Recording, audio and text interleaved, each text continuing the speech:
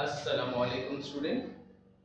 We already started chapter number 7, that is cell division, and mitosis also we started. In that mitosis we have studied about the metaphase, which are also said to be the meta means equator. So the chromosomes you will find that these arrange themselves in the equator. So that was the metaphase. So today we are going to start with anaphase.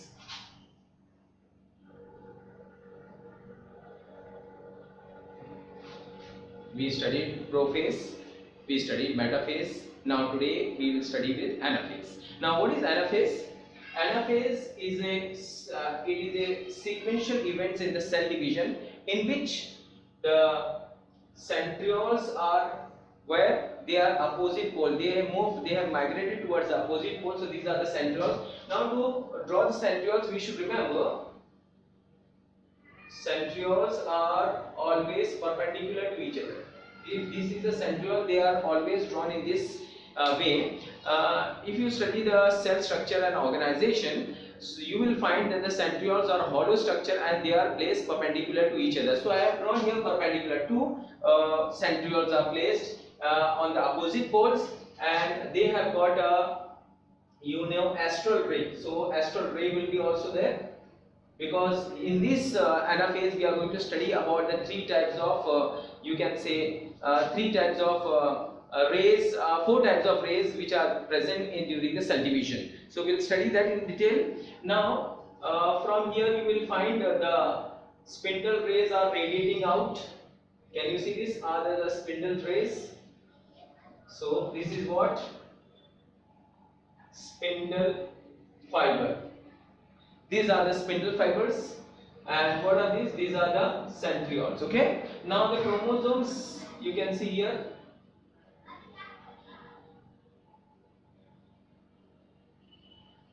Appears as a bunch of banana. You can see here.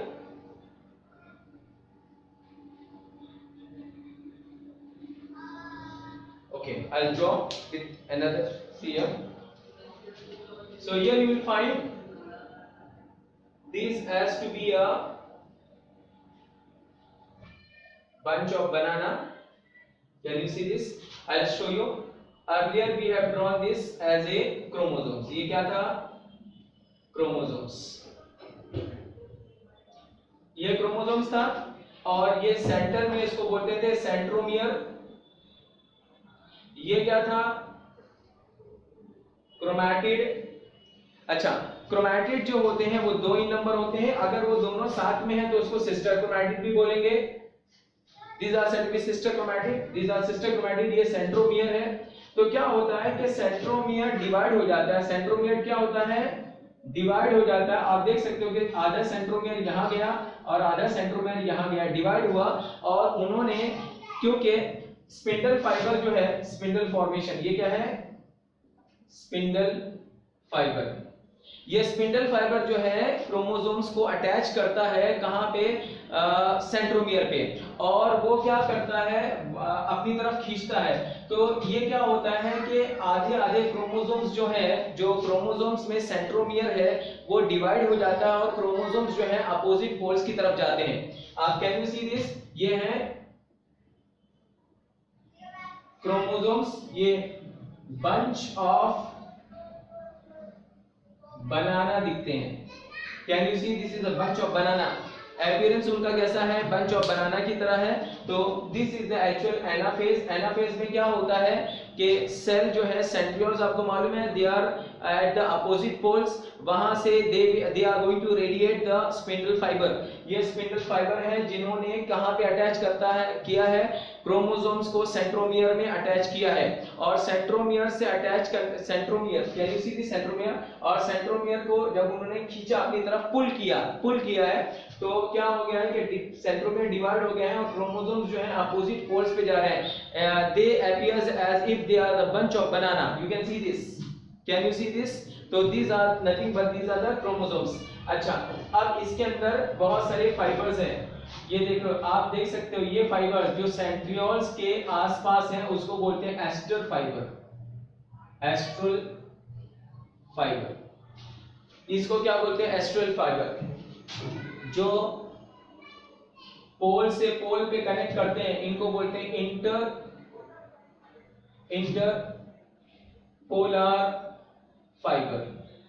Interpolar fibre. जिन्होंने chromosomes को held किया है उसको बोलते हैं chromosomal fibre, और जिन्होंने chromosomes के बीच में जो फाइबर्स होते हैं उनको बोलते हैं inter chromosomal fibre. You understood और not? Very easy to understand. मैंने ये कौन सा फेज बनाया? ये फेज एनाफेज है। एनाफेज में क्या होता है कि सेल्स जो होता है वो क्योंकि डिवीजन स्टेज में है, तो एनाफेज में क्या होता है, स्पिंडल फाइबर जो है कॉन्ट्रैक्ट हो जाते हैं, जिसके वजह से they start pulling the chromosomes.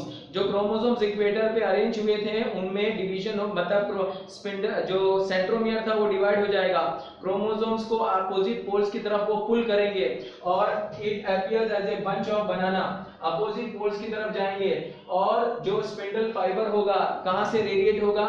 from the centrioles which is a characteristic of an animal cell। animal cell में ही centrioles देखने को मिलता है। अब ये centrioles जो होगा कौन सा है? ये जो centrioles होते हैं उनके अंदर जो ऊपर उनके रे होते हैं उसको बोलते हैं एस्ट्रल फाइबर, एस्ट्रल रे भी बोल सकते हैं, एस्ट्रल फाइबर भी बोल सकते हैं। फिर जो पोल्स टू पोल से कनेक्ट होते हैं इंटरपोलर फाइबर्स बोलते हैं उसको, क्या बोलते हैं? Interpolar fibres. फिर उसके बाद जो क्रोमोसोम से अटैच हैं उनको क्या बोलेंगे? Chromosomal fibre. Can you see this? ये दिख रहा है क्रोमोसोमल फाइबर, और जो क्रोमोसोम्स और क्रोमोसोम्स के बीच में जो स्पिंडल फाइबर होगा उसको क्या बोलेंगे? इंटरक्रोमोसोमल फाइबर। तो ये चीजें आप लोग ध्यान रखना, ठीक है? तो ये हमें कंप्लीट होगा। अच्छा, अब लिखना क्या है कि during the anaphase the chromosomes divides from the centromere. कहां से डिवाइड होता है? सेंट्रोमियर से डिवाइड होगा, और डिवाइड होने के बाद सेंट्रोमियर जो है start moving away from each other. कहां से स्टार्ट होते हैं? They start moving away from each other towards the opposite pole and they appears like a branch of banana, ठीक है? उसके बाद है टेलोफेज। उसके बाद नेक्स्ट फेज क्या है बेटा? टेलोफेज। अब ये टेलोफेज जो है ये एक अनदर फेज है जो कि लास्ट फेज है माइटोसिस का। अब टेलोफेज में क्या होता है? दो टाइप के होते हैं। टेलोफेज एनिमल में भी होता है और टेलोफेज प्लांट में भी होता है। तो एनिमल में थोड़ा सा डिफरेंस होगा और प्लांट में थोड़ा सा डिफरेंस होगा। पहले हम एनिमल्स का करेंगे। तो पहले क्या है? एनिमल्स होता क्या है?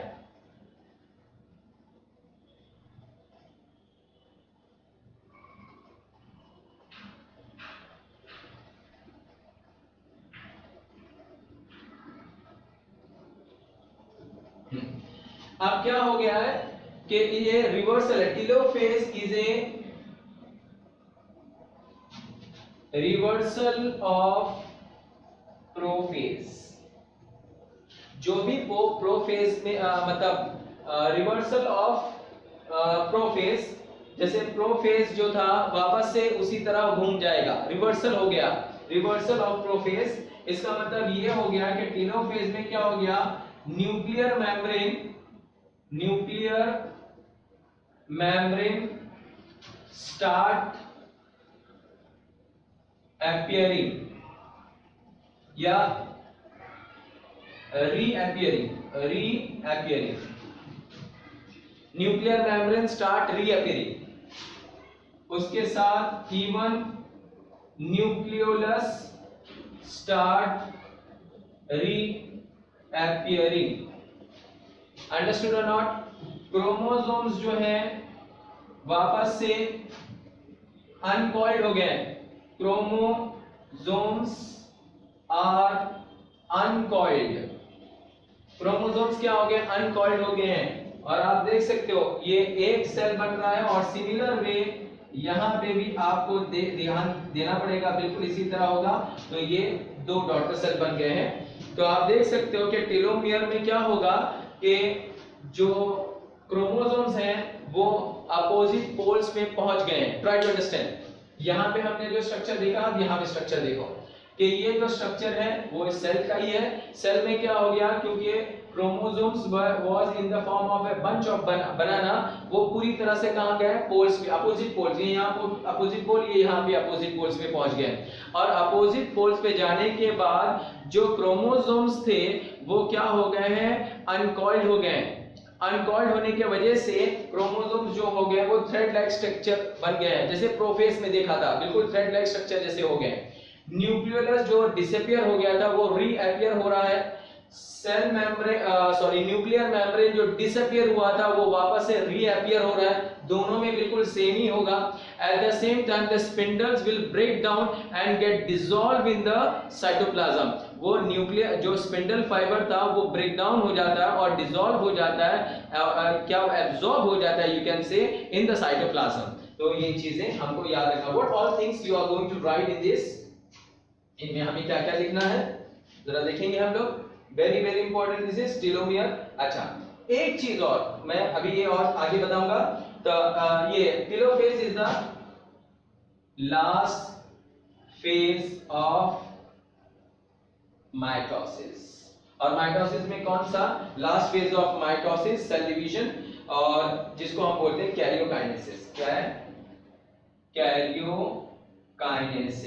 क्योंकि अभी तक जो डिवीजन हुआ है न्यूक्लियर का हुआ है, साइटोप्लाज्म का नहीं हुआ है, इसीलिए कैरियोकाइनेसिस है, इसके बाद साइटोकाइनेसिस होगा। तो it is the last phase of mitosis जिसको कैरियोकाइनेसिस बोलेंगे। इसके बाद कौन फॉलो करेगा, साइटोकाइनेसिस। फिर इसके बाद मैंने बताया रिवर्सल ऑफ प्रोफेज। फिर उसके बाद chromosomes uncoil and lose their individuality. तो क्रोमोसोम्स अनकॉइल, मैंने यहां लिखा है क्रोमोसोम्स जो है अनकॉइल होगा and loses its individuality. Individual जो थे वो उनके खत्म हो जाएंगे, थ्रेड लाइक स्ट्रक्चर हो जाएगा जैसे क्रोमैटिन नेटवर्क। ओके, फिर nuclear membrane and nucleolus starts to reappear. Nuclear membrane and nucleolus, can you see this, nucleus and nuclear membrane both starts to reappear which they have lost. अच्छा, apart from this spindle fiber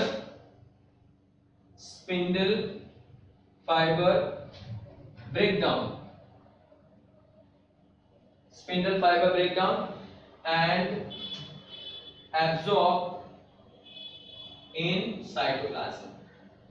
वो absorb हो जाता है cytoplasm में, ये सब चीज। और बिल्कुल जैसा हमने प्रोफेज स्ट्रक्चर देखा था, प्रोफेज इसी तरह स्ट्रक्चर था, बिल्कुल ऐसे ही हो जाएगा। ठीक है, अब बहुत इंपॉर्टेंट चीज है बेटा, मैं और समझा देता हूं। अब होता क्या है कि यहां पे देखो, अगर एनिमल सेल है तो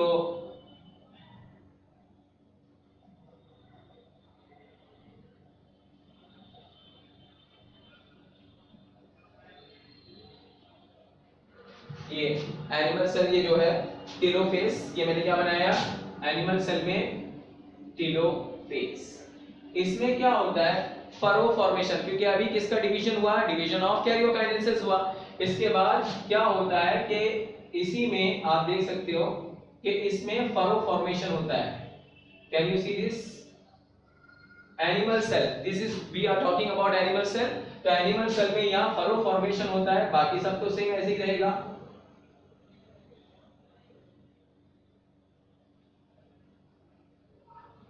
इस तरह से रहेगा। ये फरो फॉर्मेशन और डीप होता है और अल्टीमेटली क्या हो जाता है,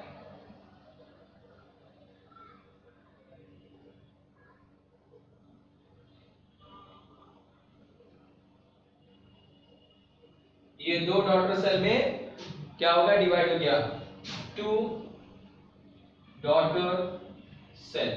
अच्छा, खास बात क्या है कि अगर पेरेंट सेल को, जो पेरेंट सेल में अगर 46 क्रोमोसोम्स थे तो इनमें भी कितने हो गए, 46 और ये 46। अगर हम ह्यूमन बीइंग का लेते हैं, दूसरे स्पीशीज के क्रोमोसोम्स नंबर्स अलग होते हैं, every species have their specific numbers of chromosomes.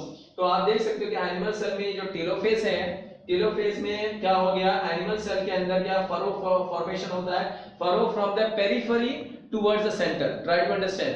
तो इसको भी एक नाम दिया है सेंट्रीपिटल, ठीक है, when the furrow starts, see the furrow, where is the furrow depression, when the furrow start from the periphery to the center, it get deepens and it further deepens and that result in two daughter cell. So now see, at the same time the cytoplasm is also being divided. तो ये दो daughter cell बने and they receive the equal numbers of chromosomes as that of parents. जो भी parents के chromosomes थे 46 chromosomes थे parents को, किसको मिला, डॉटर को भी इतना मिला. इसी वजह से इसको इक्वेशनल डिवीजन भी बोलते हैं. इक्वेशन मतलब equal numbers of division. You understood और नॉट? अच्छा, ये जो हो गया. अब इसको सेंट्रीपिडल भी बोलते हैं. क्या बोलते हैं? सेंट्रीपिडल.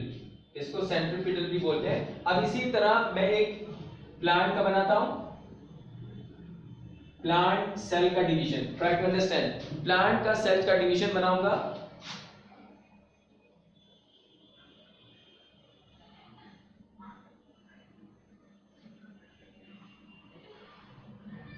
ये प्लांट का सेल है. इसके अंदर क्या होगा कि सेल प्लेट या मिडिल लैमेला,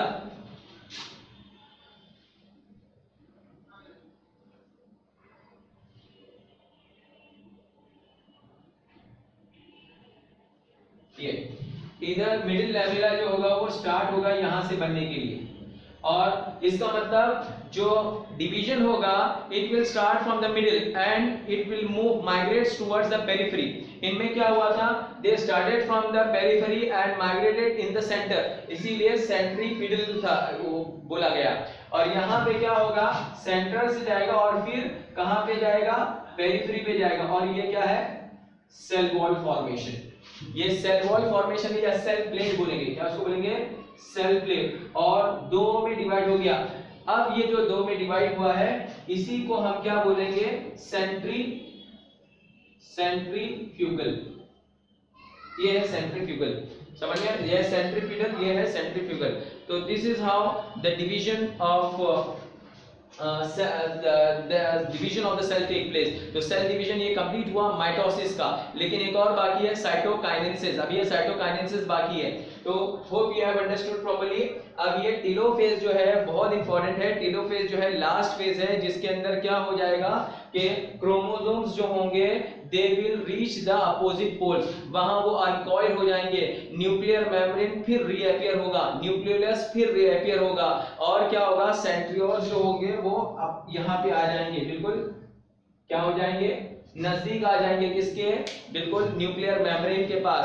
और क्या होगा, स्पिंडल फाइबर क्या एब्जॉर्ब हो जाएगा, डिसॉल्व हो जाएगा, एब्जॉर्ब इन द साइटोप्लाज्म. ये सब चेंजेस आपको देखने को मिलेंगे टेलोफेज में. अगर एनिमल सेल है तो furrow will start from the periphery and moves towards the centre.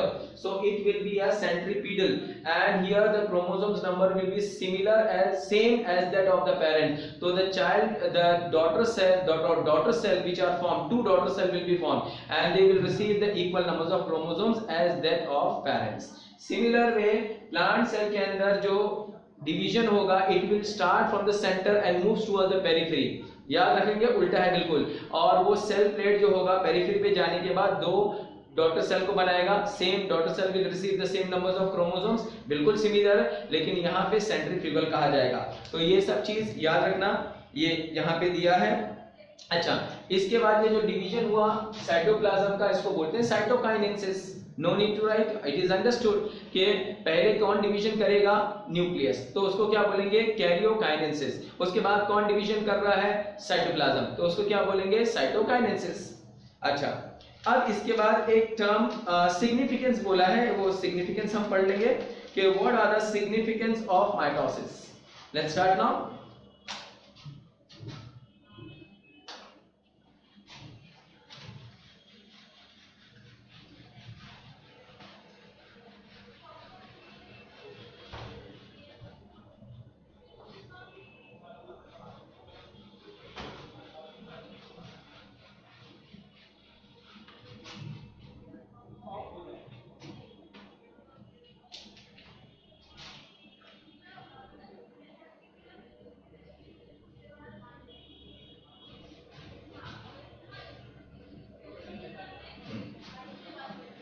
पहला significance is the importance. Now what are the importance of cell division. Significance पहला क्या है, पहला सिग्निफिकेंस हमको ये मालूम होना चाहिए कि the chromosomes numbers which the daughter cell receive, so यहाँ पे डिप्लॉइडेसी मेंटेन होती है। तो daughter cell receive same numbers of chromosomes as that of parents। जो भी पेरेंट्स के क्रोमोसोम नंबर होते हैं डॉटर सेल को भी वही मिलते हैं। सो डिप्लॉइडेसी इज मेंटेन या क्रोमोसोम नंबर्स इज मेंटेन। सो यहाँ पे क्या लिख सकते हैं, chromosomes number are maintained। ठीक है। Where it occurs? Usually occurs in somatic cell, body cell में ही आकर होता है। Very very important। क्या होता है, daughters have received the same numbers of chromosomes as that of the parents, so diploidacy is maintained, chromosome numbers are maintained and they occurs in somatic cell, they will not occurs in somatic cell मतलब body cell। somatic cell का meaning होता है body cell। ठीक है। फिर उसके बाद these are the cells which are very very important in wear and tear, healing of the wounds, है ना। ये सब जो डेड सेल्स हैं वो रिप्लेस होते हैं विद द न्यू सेल्स। तो कहाँ देखने को मिले हैं, तो these cells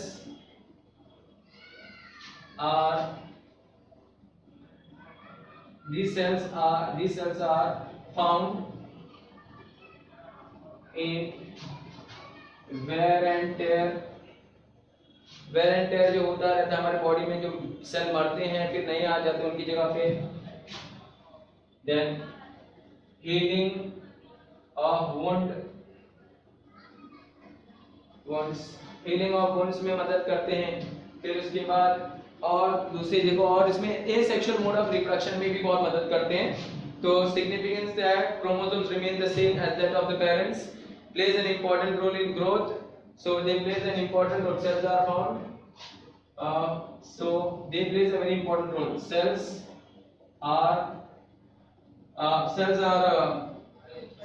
are important for growth and development and also in wear and tear, healing of the bones and repair of the bones। ठीक है। फिर equal distribution of genetic material will be there, equal distribution of genetic material will be there। genetic material में equal distribution होगा, जैसे parents को 46 है तो daughter में भी 46 गया। plays important role in asexual, अच्छा they also plays a important role in asexual reproduction। asexual reproduction without the fusion of the gametes, reproduction of unicellular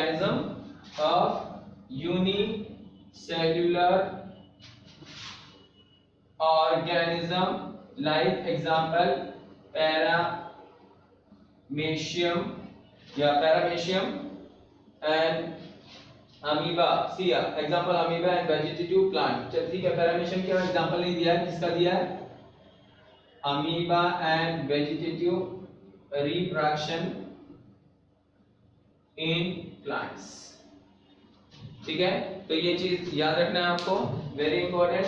so significance of mitosis, daughter cell receive the same numbers of chromosomes as that of the parents, diploidy is maintain, जो भी specific numbers of chromosomes थे वो maintain रहेंगे। Somatic cell में होता है, body cell में होता है। cells are important for these cells are very important, they plays a very important role in growth and development and also in the wear and tear and also in the healing of the wounds। then equal distribution of genetic material will be there as we have studied in first point, and importance in asexual mode of reproduction in animals, example amoeba में देखने को मिला है asexual mode of reproduction through this mitosis, और दूसरा है vegetative reproduction in plants। तो ये चीजें हमें याद हो गई हैं। अब एक बहुत इंपॉर्टेंट चीज जो आने वाला है, नया टर्म्स यूज किया है, apoptosis. Let's start now with apoptosis.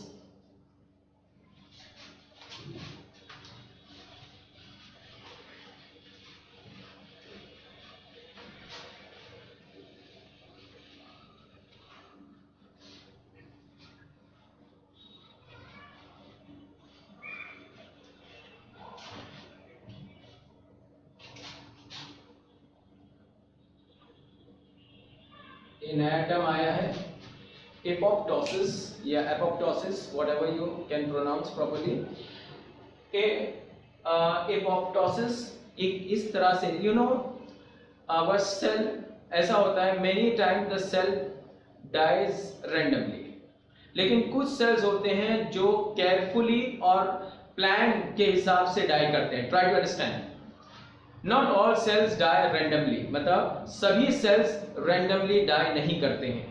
कुछ सेल्स होते हैं जो केयरफुली, वेरी केयरफुली और कंट्रोल्ड में उनकी डेथ होती है।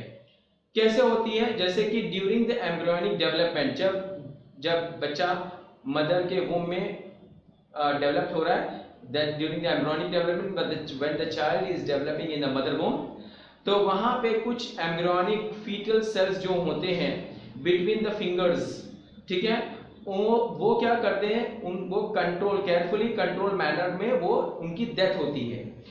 ऐसे सेल जो कि जैसे सेल्यूलर सुसाइड भी बोल सकते हैं, अपने आप को वो मार लेते हैं। क्यों मार लेते हैं? जिसके वजह से प्रॉपर शेप आ जाए किसके, फिंगर्स का। तो क्योंकि ये सेल्स कंट्रोल केयरफुली डेथ हो रही है, तो इसको बोलेंगे एपोप्टोसिस। क्या बोलेंगे? अपोप्टोसिस। तो ये जो है कंट्रोल होता है, और इस तरह से ये मैं चीज बता देता हूं, अगेन आई रिपीट, कि during the embryonic development the foetal cells, the embryonic cells, they die carefully and in the control manner, so that's why they give a shape of the fingers। हालांकि death हो रही है, लेकिन as a individual it benefits the person, तो उस वजह से इसको बोलते हैं एपोप्टोसिस। ठीक है, तो यहाँ पे लोग ने बोला है some cell of our body die not randomly। some cell of our body, जैसे हमारे में तो देखा है कि wear and tear होता ही रहता है, न्यू सेल्स आते हैं, ओल्ड सेल्स मर जाते हैं, रोज नहाते हैं, जो मैल निकलता है वो डेड सेल्स हैं, उनकी जगह पे नए सेल्स आ गए। तो some cells of our body die not randomly but in a carefully controlled way, carefully controlled way। For example, during embryonic development, जब embryonic development होता रहता है, the cells between the embryonic fingers, जो fingers के बीच में भी बहुत सारे सेल्स होते हैं, फिंगर्स के बीच में बहुत सारे सेल्स होते हैं, तो उनको मरना जरूरी है, नहीं मरेंगे तो ये फिंगर्स के शेप कैसे आएंगे। ठीक है, स्किलफुल वर्क फिर हम कैसे करेंगे। तो embryonic fingers die in the process called as apoptosis to give a definite shape to the finger. No doubt apoptosis involve cell death, but it benefits the organism as a whole। वो benefit जरूर करता है as a whole। ठीक है, तो समझ में आ गया।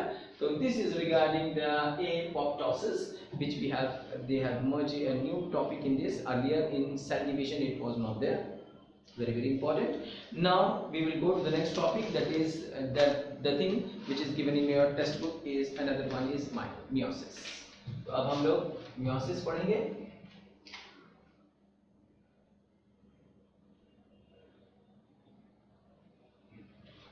What is meiosis? When we talk about meiosis, it is a reduction division. It is a reduction division। What is the reduction division? हमने माइटोसिस को इक्वेशनल डिवीजन बोला था, इसको रिडक्शन डिवीजन क्यों कहा गया?